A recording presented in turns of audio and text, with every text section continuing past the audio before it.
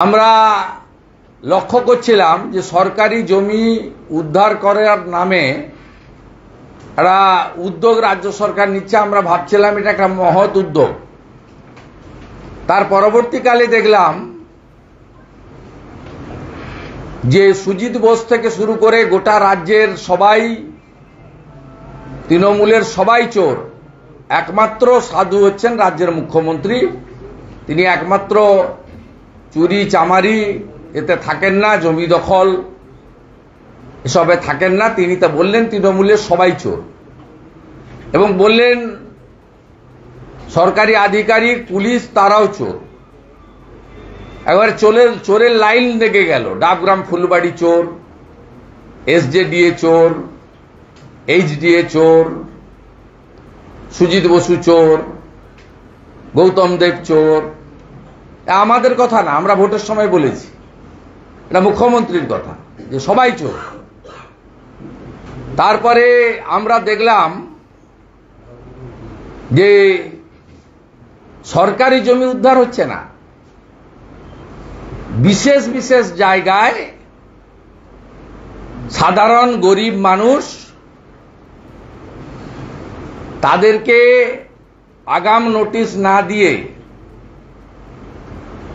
TV ক্যামেরাকে ডেকে নিয়ে গিয়ে কখন টানা হবে তাদের অস্থায়ী চালা, তাদের দুধের হাঁড়ি কখন রাস্তায় ফেলা হবে, তাদের জামা কাপড় যেগুলো বিক্রি করতে এসেছেন সেগুলো বস্তায় কখন পুটলি বেঁধে লালবাজারে নিয়ে যাওয়া হবে, আপনাদেরকে আগাম জানিয়ে, মানে ফাঁকা কলসির আওয়াজ বেশি, মানে যতটা কাজ দেখানো তার থেকে বেশি প্রচারের আলোতে আসা। আমরা এটা গত 2-3 দিন ধরে দেখছি। পৌর এলাকায় নাগরিক পরিষেবা পরিচ্ছন্নতা এর পক্ষে ভারতীয় জনতা পার্টি।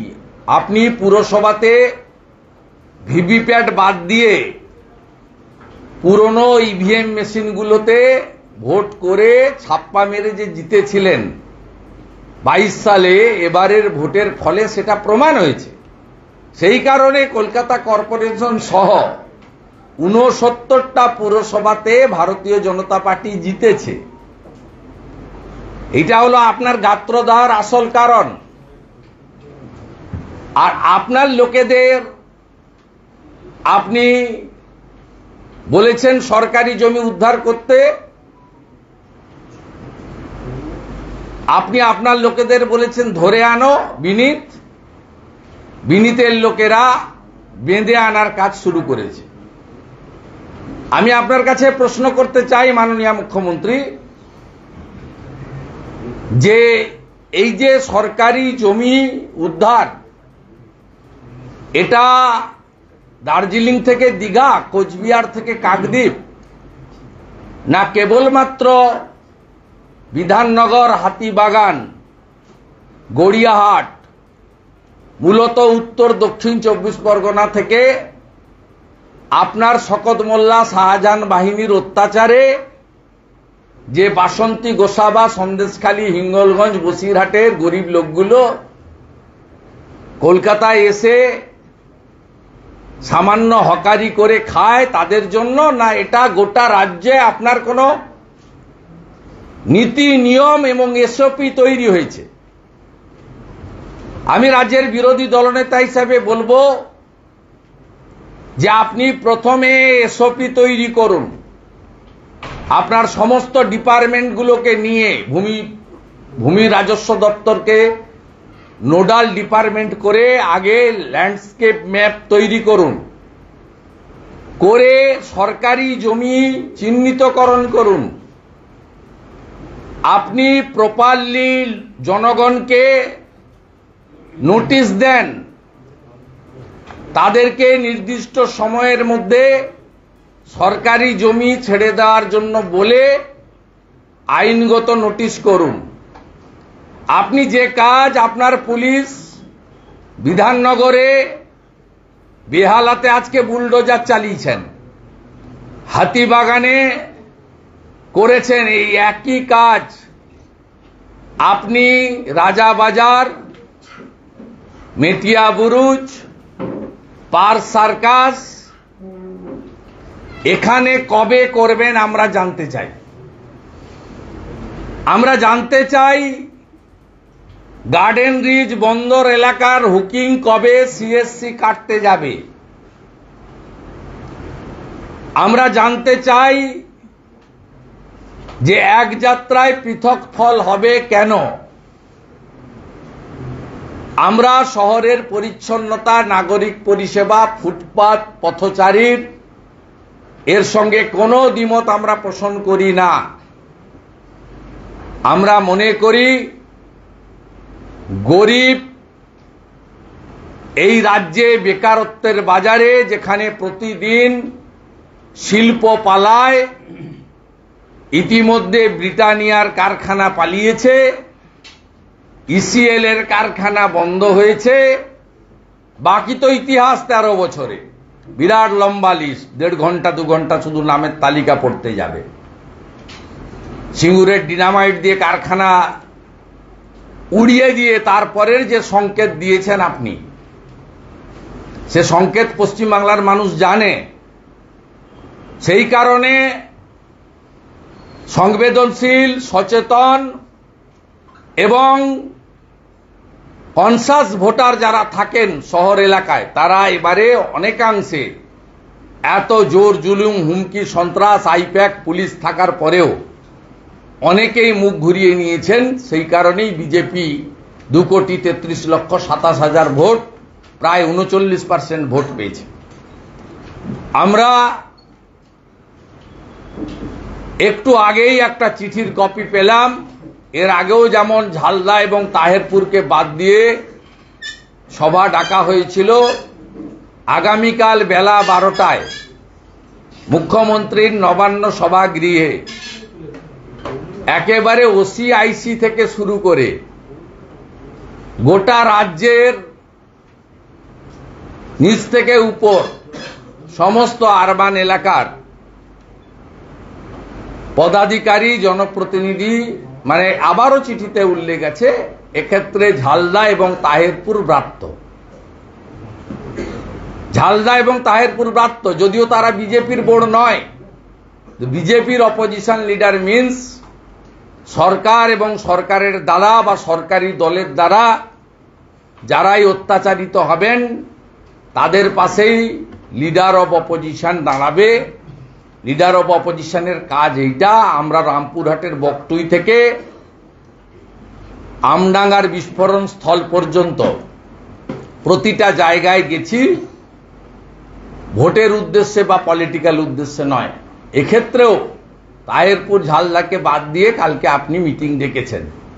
আমি আশা করব আগামীকালের মিটিংয়ে আপনার ঔদ্ধত্য, অহংকার এবং বিধানসভার সংখ্যাগরিষ্ঠতা বা লোকসভা নির্বাচনে গরিষ্ঠ আসনে জয় পাওয়ার যে দাম্ভিকতা আপনার মধ্যে প্রকাশ পাচ্ছে, সেখান থেকে আপনি সরে আসবেন। আপনি এবং আপনার সরকার মানবিক হবে। সরকারি জমি অধিগ্রহণের জন্য সুনির্দিষ্ট এসওপি তৈরি হবে। সরকারি জমি যারা বেআইনিভাবে দখল করেছেন তাদেরকে আপনার আধিকারিকরা চিহ্নিত করবে, প্রপারলি নোটিশ দেবে, এবং এতে যদি কোনো প্রান্তিক গরিব মানুষ, নন আর্নিং মেম্বার, তার ফ্যামিলিতে শুধু এইটার উপরে সংসার চলে, তাদেরকে আপনি বিকল্প কর্মসংস্থানের সুযোগ দেবেন। আপনি সব জায়গায় বলেন যে আমি 1.5 কোটি লোককে চাকরি দিয়েছি। আমি আশা করব কয়েক লক্ষ হকারকেও আপনি চাকরি দেওয়ার ব্যবস্থা করবেন না। আপনি সব সভাতে বলেন যে আমি 1.5 কোটি লোককে পশ্চিমবাংলায় চাকরি দিয়েছি, যদিও তালিকা চাইলে কোনোদিন পাওয়া যায় না, পাওয়া যাবেও না, কারণ এটা মিথ্যা, সবাই জানে।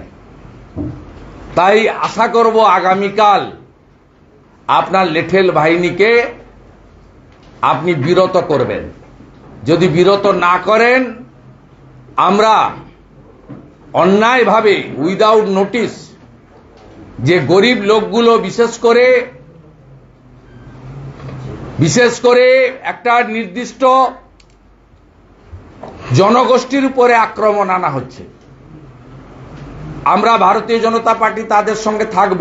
আমি তাদেরকে বলবো যে যে এলাকায় এই ধরনের অত্যাচার হয়েছে, যেভাবে আমরা টিভিতে দেখেছি, চোখের জল দেখেছি, গোটা বাংলা নড়ে গেছে, মায়েদের চোখের জল যেভাবে দেখেছে, আজকে যেভাবে বেহালাতে বুলডোজার নিয়ে গিয়ে গুঁড়িয়ে দেওয়া হয়েছে, তাদেরকে জিনিসপত্র সরানোর সুযোগ দেওয়া হয়নি, এবং ছোট ছোট রেডিমেড গার্মেন্ট থেকে শুরু করে সামান্য স্টেশনারি গুডস বা অন্যান্য যা সামান্য জিনিস, প্লাস্টিক বলুন, সিলভার বলুন, যেগুলো বিক্রি হচ্ছে, যেভাবে লালবাজারের পুলিশরা পুলিশের প্রিজন ভ্যানে যেভাবে অন্যায়ভাবে তুলে নিয়ে আসার ছবি দুদিন ধরে প্রকাশিত হয়েছে, এটাকে হকার উচ্ছেদ বা জনগণের স্বার্থের কাজ বলা যায় না। এটাকে মানবতা বিরোধী। লোকসভা নির্বাচনে পশ্চিমবঙ্গে 29টা আসন পাওয়ার দম্ভের বহিঃপ্রকাশ, এবং পুরসভা কর্পোরেশন এলাকায় হারের যে তীব্র জ্বালা যন্ত্রণা, যে জ্বালা যন্ত্রণা 2021 সাল থেকে নন্দীগ্রাম থেকে উনি বয়ে নিয়ে যাচ্ছেন, সেই জ্বালা যন্ত্রণার বহিঃপ্রকাশ বলে আমি মনে করি। আগামীকাল সিদ্ধান্ত পুনর্বিবেচনা না হলে আগামী পরশু থেকে যেখানে হকার উচ্ছেদ করবে, সেখানে পশ্চিমবাংলার জনগণকে, সমস্ত ধরনের মানুষকে, এলাকার ক্লাব, প্রতিষ্ঠান, জনপ্রতিনিধি, বিজেপির কার্যকর্তা, তাদের সকলকে আমি অনুরোধ করব, বিরোধী দলনেতা হিসাবে বাধা দিন। কি করবে? গ্রেফতার করবে? নিয়ে আসুন, এবং প্রয়োজন হলে আমিও যদি আগাম জানতে পারি কোথাও হচ্ছে উইদাউট নোটিশ, আমি লিডার অব অপোজিশন হিসেবে আমি নিজেও বুলডোজারের সামনে বা পুলিশের সামনে দাঁড়ানোর জন্য প্রস্তুত আছি। আমার কলিগ এমএলএদেরকেও একইভাবে আমি আহ্বান করব। আমি আশা করব মাননীয় মুখ্যমন্ত্রী তার রাজধর্ম পালন করে প্রশাসনিক কর্তৃ হিসাবে তার পুলিশের ওভার অ্যাকশন, অমানবিক অ্যাকশন আগামীকালের মিটিংয়ে তিনি প্রত্যাহার করবেন। আবারও বলি, সরকারি জমি অধিগ্রহণের জন্য সুনির্দিষ্ট এসওপি প্রকাশ করে রাজ্য সরকার, কেন্দ্রীয় সরকার, রেল, বন্দর, যেখানে যার জমি অধিগ্রহণ হয়ে গেছে, বেআইনিভাবে দখল হয়ে গেছে, সেই জমি উদ্ধার করার জন্য রাজ্যের মুখ্য সচিবের নেতৃত্বে আধিকারিকরা রাজনীতির ঊর্ধ্বে উঠে ভোট ব্যাংকের কথা না ভেবে কাজ করবে। এই appeal on behalf of opposition leader আমি জানাচ্ছি। আগামী সোমবার আমাদের 3 কাউন্সিলর, 2জন ডিস্ট্রিক্ট প্রেসিডেন্ট সিএসসিতে যাবে এবং প্রত্যাহার করার আবেদন করবে। না হলে 8 তারিখের পরে আমরা ডেট ডিক্লেয়ার করব। প্রথমে সিএসসি অভিযান হবে, তারপরে 15 তারিখের পরে বিধাননগরে বিদ্যুৎ ভবন অভিযান হবে।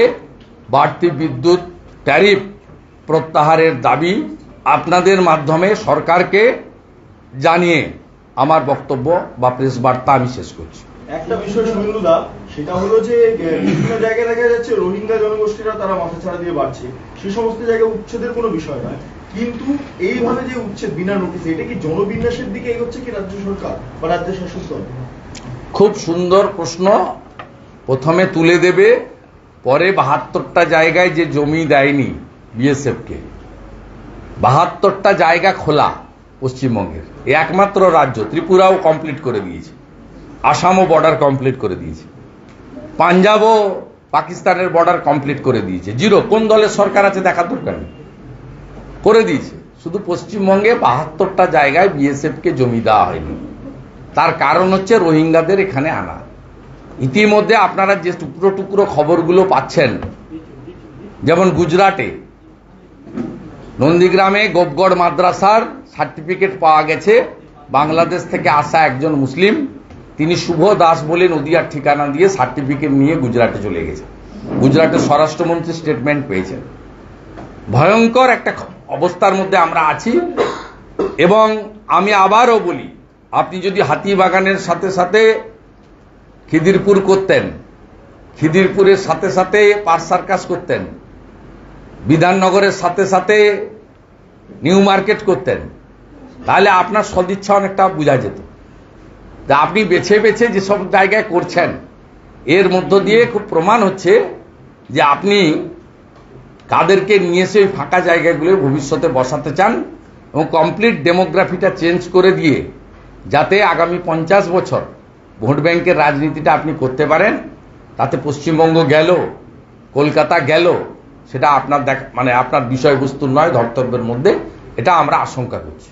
শুভেন্দুদা, যখন দেখা যাচ্ছে বিভিন্ন এলাকায় হকার উচ্ছেদ অভিযান চলছে, সেই সময় একেবারে ধর্মতলায় জওহরলাল নেহেরু রোডে সেখানে তৃণমূলের এক নেতা শ্রমিক ইউনিয়ন নেতা হিসেবে ফুটপাত জুড়ে তার অফিস করে বসে রয়েছেন।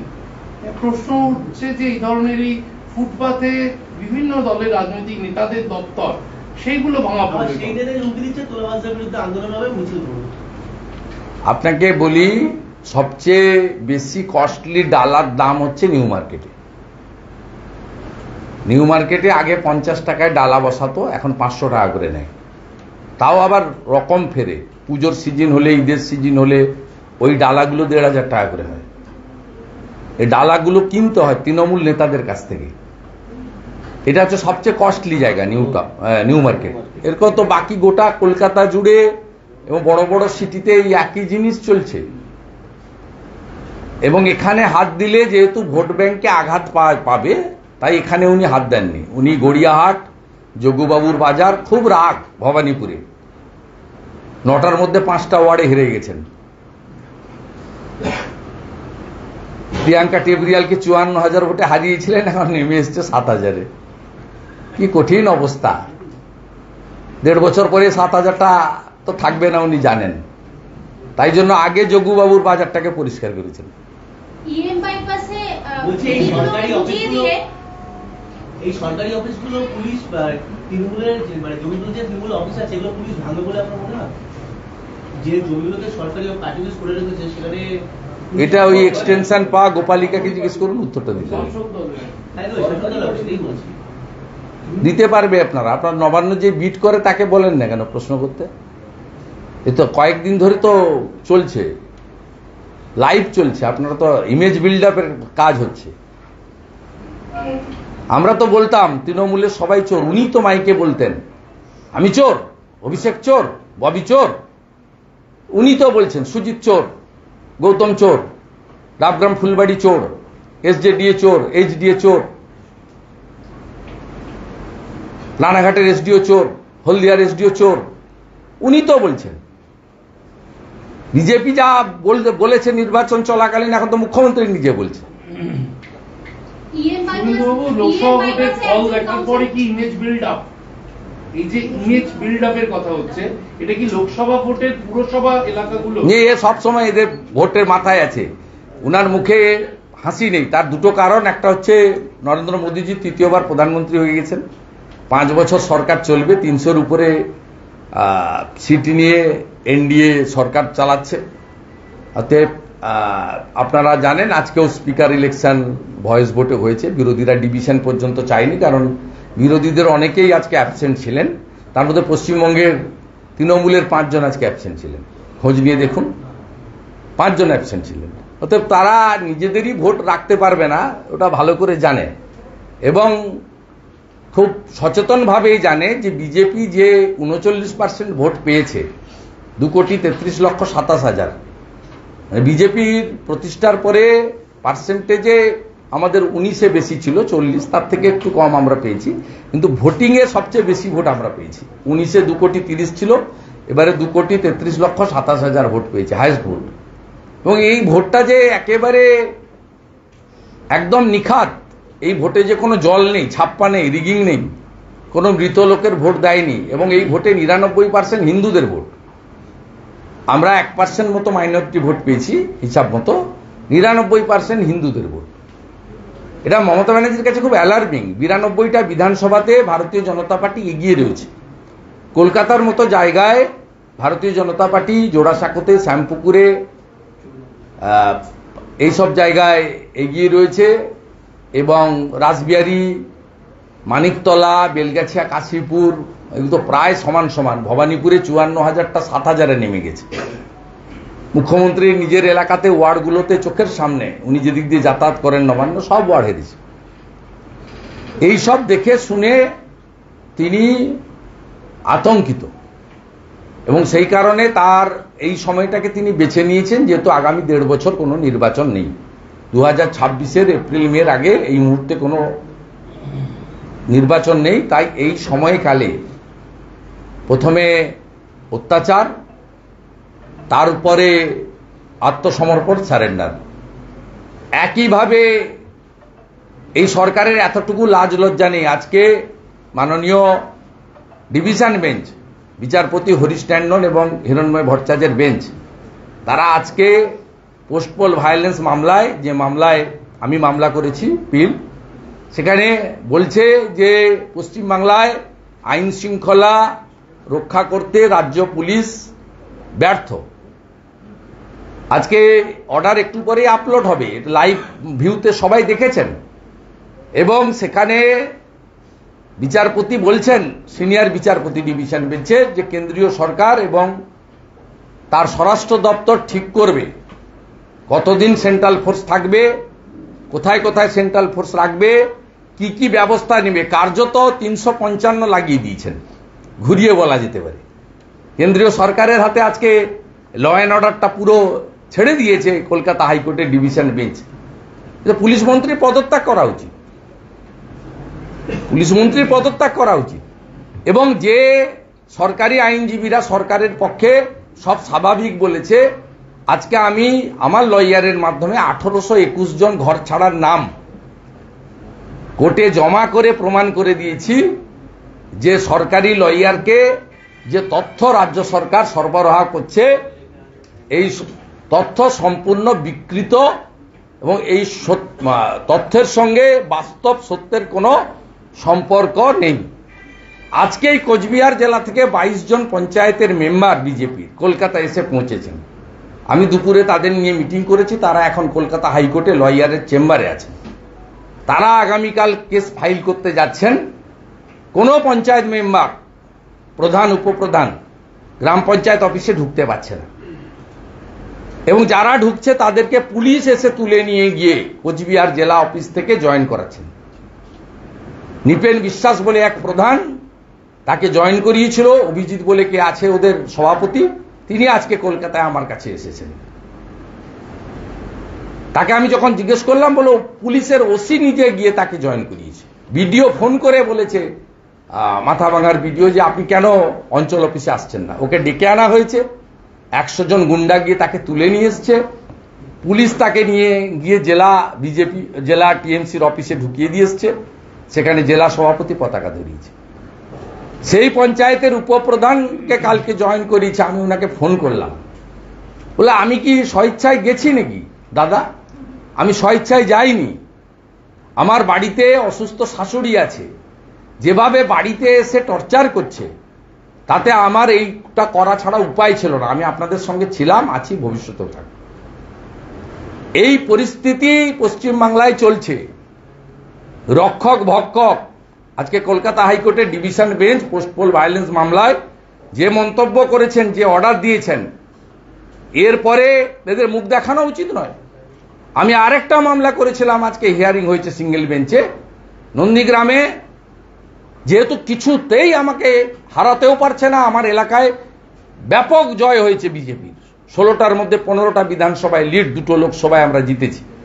1956 লিড বেড়ে 8200 হয়েছে আমার কনস্টিটিউয়েন্সিতে। সেখানে 1 মাসে 20 দিনের মধ্যে 47টা এফআইআর করা হয়েছে। একটা লোক লিখেছে, বশির উদ্দিন বলে ল ক্লার্ক, এবং তারা কেউ টিপ দেননি, সবাই সই করেছেন, অথচ লিখিয়েছেন একই বয়ান। আর 32 জন আসামি, সবগুলো কেসে সমান, সব কেসে 32 জন কমন, 47 কেসে। ভাবতে পারেন কোন রাজ্যে আপনি আছেন, কোন রাজ্যে আছেন। CrPC, IPC, constitution, judiciary, human rights, সবকে বুড়া আঙ্গুল দেখিয়ে সব চাই। 29টাতে শান্তি নেই ওনার, আরো 13টা চাই। 42টাই ওনাকে দিতে হবে, 294টাই ওনার চাই, সবাইকে ওনাকে দখল করতে হবে। অতএব যত করবেন তত মানুষ ঐক্যবদ্ধ হবে। পৃথিবীর গণতন্ত্রে, পৃথিবীর ইতিহাসে কোন স্বৈরাচারী শাসক বেশি দিন ধরে টিকে থাকতে পারেনি। সে ফার্দিনান্ড মার্কোস হতে পারে, জিয়াউল হক হতে পারে, জিয়াউর রহমান হতে পারে, যে কেউ হতে পারে। গণতন্ত্রে সব সময় মানুষ শেষ কথা বলেছে। প্রদীপ নিবার আগে যেমন দপ করে জ্বলে ওঠে, এই লোকসভা নির্বাচনের ফলাফলের ক্ষেত্রে তৃণমূলের তাই হয়েছে। প্রদীপটা নিববে, তাই নেবার আগে শেষ জ্বলা জ্বলে উঠেছে। অমল দত্ত কেউ নয়, তিনি এত বড় পার্লামেন্টেরিয়ান, তার কোনো মূল্য নেই। সোমেন মিত্র এত বড় ভেটারেন পলিটিশিয়ান, তার কোনো মূল্য নেই। আবুল হাসনাত খান এত বড় ভেটারেন পলিটিশিয়ান, তিনি কেউ নয়। এত হাই এডুকেটেড শ্রমিক লাহিড়ী, তিনি এত পপুলার নয়। একটা উচ্চ মাধ্যমিক পাস করা, MBA লিখতো আগে, এখন লেখে না। কয়লার কেসে 8 বার ডেকেছে, সুপ্রিম কোর্ট থেকে প্রোটেকশন নিয়ে ভোটে লড়েছে। তিনি 7,10,000 ভোটে জিতিলেন। ভাবিতে পারেন আপনারা কোন রাজ্যে আপনি বসবাস করেন? এই লড়াই চলছে, চলবে।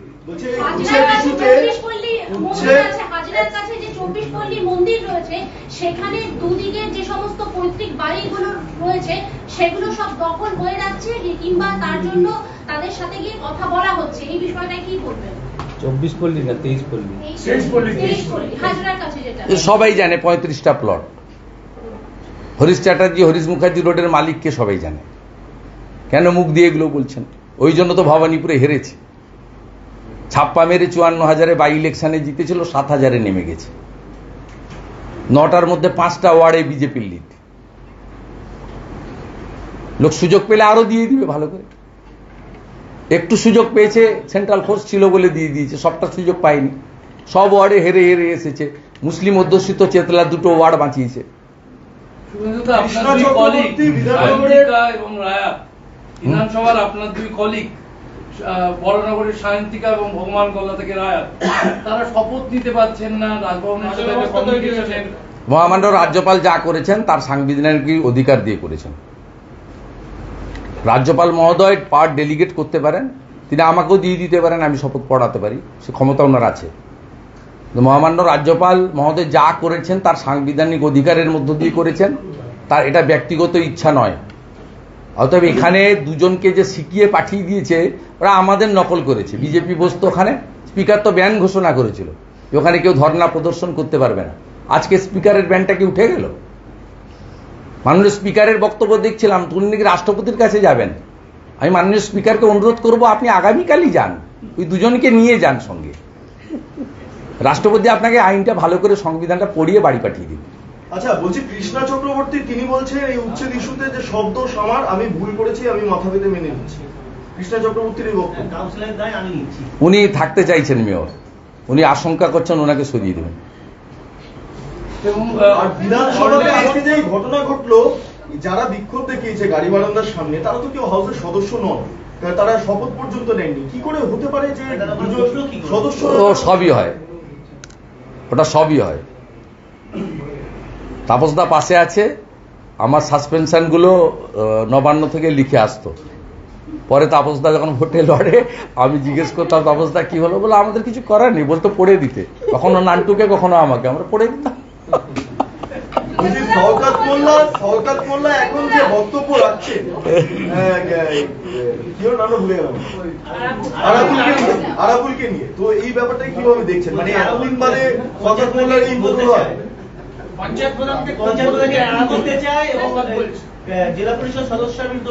আরাবুল ইসলাম তিনি তৃণমূল কংগ্রেসেরই লোক, এবং শওকত মোল্লা এখন পিসি ভাইপো দুজনের আশীর্বাদ ধন্য। শওকত মোল্লা এই সুযোগে তার পথের সমস্ত কাঁটাকে সরাতে চাইছেন। এটা শওকত মোল্লার আজকের নয়, তিনি যখন সিপিএমে ছিলেন তখনও এই কাজ করে এসেছেন।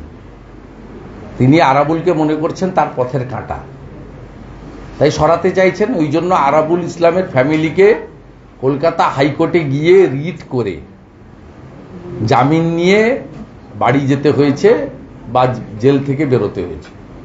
অতএব শওকত মোল্লার কথায় যে ওখানে পুলিশ চলে, প্রশাসন চলে, এটাতে প্রমাণিত। আর আরাবুল ইসলামের হয়ে আমি সাফাই দিচ্ছি না, এটা দক্ষিণ 24 পরগনা সর্বত্র রয়েছে। এই করে করে দক্ষিণ 24 পরগনায় যারা তৃণমূলকে প্রতিষ্ঠা করেছিলেন, তার মধ্যে প্রয়াত অরূপ ভদ্র আছেন, শোভন চট্টোপাধ্যায় আছেন যিনি প্রাক্তন মেয়র, প্রয়াত জয়ন্ত নস্কর আছেন। এদের মানে যোগদান, আমরা তো একসঙ্গে লড়েছি, ওপারে মেদিনীপুর, এপারে দক্ষিণ 24 পরগনা, সেই ইতিহাস আমাদের জানা আছে। এবং আপনি যদি ক্যানিংয়ের শৈবাল লাহিড়ী থেকে শুরু করে কাকদ্বীপের মন্টুরাম পাকিরা পর্যন্ত এদেরকে আলাদা করে জিজ্ঞেস করেন, ইভিন মেটিয়া বুরুজের খালেক মোল্লা সাহেবকেও, তিনি অসুস্থ, তার দ্রুত আরোগ্য কামনা করি, তা জিজ্ঞেস করেন, তাহলে তারা কি যন্ত্রণা এবং কষ্টের মধ্যে আছেন ওরাই বলে দিবে, আমাদের কিছু বলতে হবে না। মহেশতলার দুলাল দাসকে গিয়ে জিজ্ঞেস করুন, এর উত্তর পেয়ে যাবেন। দক্ষিণ 24 পরগনাটা কাদের হাতে গেছে, জাহাঙ্গীর শওকতরা কি করছে, কমপ্লিটলি লাল চুল কানে দুল, তার নাম যুবা তৃণমূল, তাদের হাতে চলে গেছে।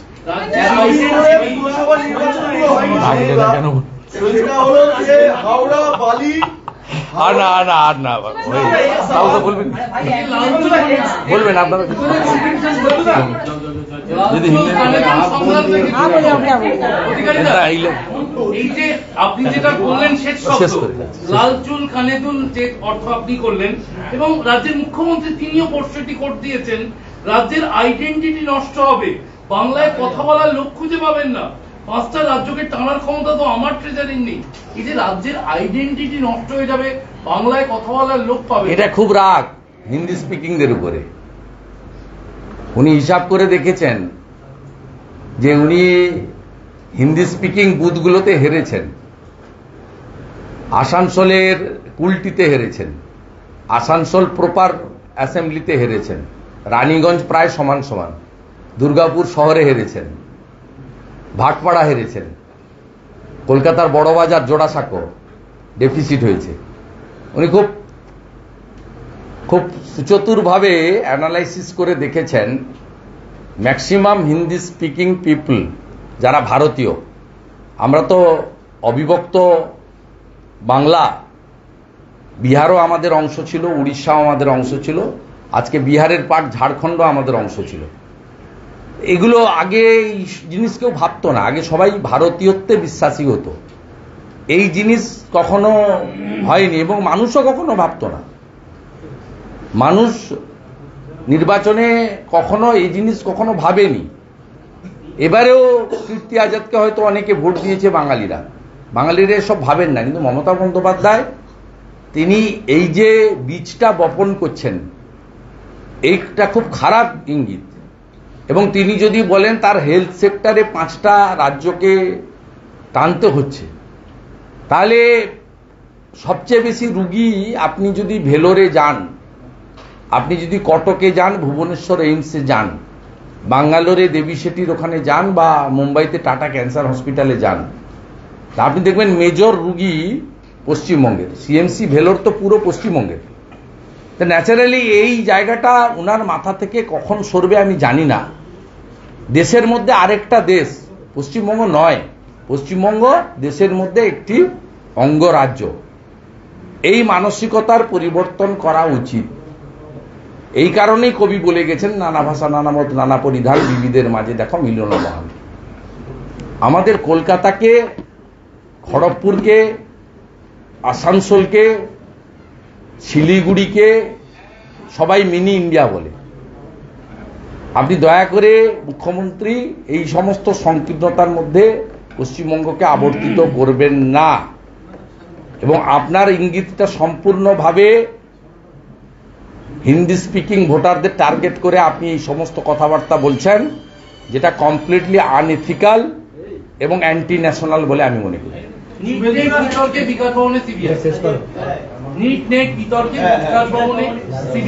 নিট নেট বিতর্কে সিবিআই বিকাশ ভবনে না প্রাইমারিতে? নিট তো বিহার অব্দি এসছে এখন সিবিআই, বিহার থেকে ট্রেনে বা প্লেনে ওঠেনি পশ্চিমবঙ্গে আসার জন্য।